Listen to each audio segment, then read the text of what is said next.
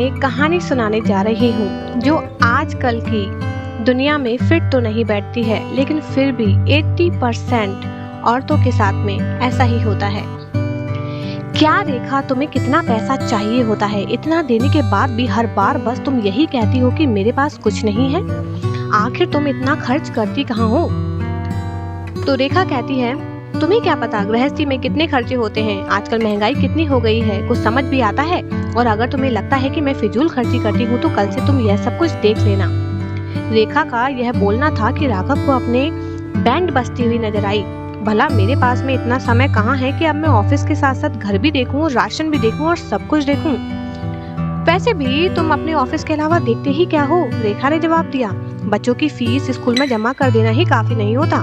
उनको पढ़ाई करवाना, उनको अनुशासन में रखना, उनकी छोटी मोटी डिमांड को पूरे करना, न जाने कितने काम होते हैं। आज तक तुमने उन कामों में मेरा हाथ बटाया है? मैं तुम्हें कभी परेशान इसलिए नहीं करती, तुम पहले ही अपनी नौकरी में परेशान रहते हो। अगर मैं भी तुम्हें परेशान करूंगी तो तुम जो थोड़ा बहुत हंस करके समय हमारे साथ बिताते हो वह भी नहीं बिता पाओगे।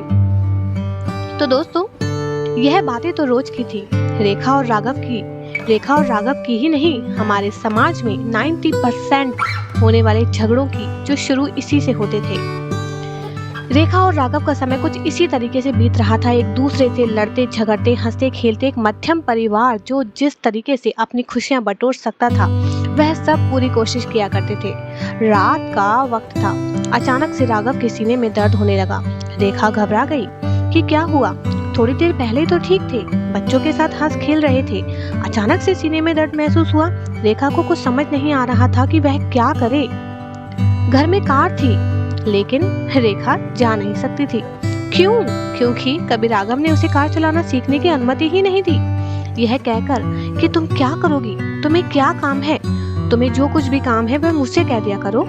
बस आज यह मजबूरी रेखा को अपनी आंखों के सामने दिखाई दे रही थी कि किस तरीके से एक औरत को आत्मनिर्भर नहीं बनने दिया जाता, कि वह कंधे से कंधा मिलाकर अपने पति और अपने बच्चों का साथ दे सके। बदहवास रेखा भागते हुए ऑटो तलाश करने लगी, लेकिन रात का वक्त होने की वजह से इतनी आसानी से ऑटो भी मिलना मुश्किल का काम था। पर जैसे तैसे उसने अपने पड़ोसियों से कहकर राघव को अस्पताल पहुंचाया। प्राइवेट हॉस्पिटल था तो इतनी आसानी से तो काम चलने वाला नहीं था, यहाँ तो एंट्री पर भी पैसा लगता था। राघव ने रेखा को हमेशा फाइनेंशियल चीजों से दूर रखा, यह कहकर कि तुम्हें क्या काम है, तुम्हें महीने का खर्चा तो मैं दे ही रहा हूँ, बस तुम अपनी गृहस्थी चलाओ, राशन पानी चलाओ, बाकी सब मैं देख ही रहा हूँ। क्योंकि हमारे देश के जो आदमी लोग होते हैं ना, उन्हें ऐसा लगता है कि औरत सिर्फ रसोई और बच्चे ही चला सकती है। उन्हें ऐसा लगता है कि हमें तो कुछ हो ही नहीं सकता, हम हमारी जिंदगी में सब कुछ कर सकते हैं। इसलिए एक औरत को बांध के रखा जाता है, पर होनी तो किसी पर भी आ सकती है। यह बात इंसान समझता नहीं है। हॉस्पिटल में अंदर जाते ही सबसे पहले यह कहा गया कि इस बिल को भर दीजिए ताकि इलाज शुरू हो सके। जब रेखा ने अपना बिल देखा तो देखती रह गई। 5 लाख का बिल था। ऑपरेशन शुरू होने से पहले ही उसके हाथ में थमा दिया था। जैसे तैसे राघव का ऑपरेशन हो गया। एक दिन बाद जब उसकी आंखें खुली तो राघव अपनी नजरें झुकाए हुए था। क्यों? राघव ने रेखा से पूछा कि तुमने इतने पैसों का इंतजाम कहाँ से किया? तुम्हें तो मेरे अकाउंट के नंबर भी नहीं पता, तुम्हें तो यह भी नहीं पता कि मेरी एटीएम का पिन क्या है। तो रेखा ने जवाब दिया, सही कहा तुमने, मुझे कुछ भी नहीं पता, क्योंकि तुम मुझे अपने लायक समझते ही कहाँ हो। वैसे भी अभी तुम्हारी तबीयत ठीक नहीं है, मैं इन बातों में वक्त जाया नहीं करना चाहती। तुम कहते थे कि यह पैसा तुम्हारे पास महीने का खत्म कैसे हो जाता है। खत्म नहीं होता था, यह मेरी बचत थी जो मैं चीजों में से छुपा छुपा कर तुमसे रखती थी। तुम्हें क्या लगता है कि बस पेपर में ही बचत की जा सकती है? जो तुम आदमियों की गलतफहमी होती है। एक औरत भी चाहे तो अपनी गृहस्थी में बहुत कुछ बचा सकती है, जो आज जैसे समय के लिए काम आते हैं। तुम्हें हर चीज फिजूल खर्ची लगती है, पर वह फिजूल खर्ची नहीं। एक औरत भी अपना भविष्य, अपने पति का भविष्य और अपने बच्चों का भविष्य देखती है और देख सकती है। पर मजबूरी यह है कि आदमी यह सब कुछ उसे देखने नहीं देता। उसे लगता है पैसे कमाने के लिए मैं हूँ। क्यों? क्योंकि मुझे तो भगवान ने अमृत देकर भेजा है, मुझे भला क्या हो सकता है। इतना सुनने के बाद आज राघव अपने आप को बहुत छोटा महसूस कर रहा था रेखा के आगे, क्योंकि रेखा ने उसे वह आईना दिखाया था जो आत्मनिर्भर औरत की शक्ल उसके सामने दिखा रहा था।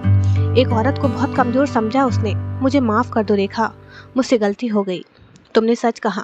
इतनी पढ़ाई लिखाई करने के बाद भी मैं अपने आप को उन्हीं लोगों में शामिल कर पाया जो एक औरत को सिर्फ रसोई और बच्चों तक सीमित रखते हैं। आज से मेरे हर काम में तुम मेरे बराबर की हिस्सेदार रहोगी। आज से मेरी जिंदगी का एक भी कदम ऐसा नहीं होगा जिसमें तुम मेरे साथ नहीं होगी। तो दोस्तों, ये कहानी थी रेखा की, जो गृहस्थी में रहकर भी आत्मनिर्भर बनने में पीछे नहीं रहती। ये समाज, यह पति चाहे एक औरत को कितना ही दबाने की कोशिश करे, लेकिन अगर वह चाहे तो बहुत कुछ कर सकती है। वह आत्मनिर्भर न केवल घर में बन सकती है बल्कि बाहर भी बन सकती है। वह सिर्फ इसलिए नहीं बनती कि उसे अपनी हट के आगे अपनी फैमिली खराब नहीं करनी होती। आई होप कि आपको यह कहानी बहुत पसंद आई होगी। ऐसी ही बहुत सारी कहानियों के लिए प्लीज़ मेरे चैनल को सब्सक्राइब कीजिए। आपको लगातार ऐसी अच्छी अच्छी कहानियाँ सुनने को मिलती रहेंगी।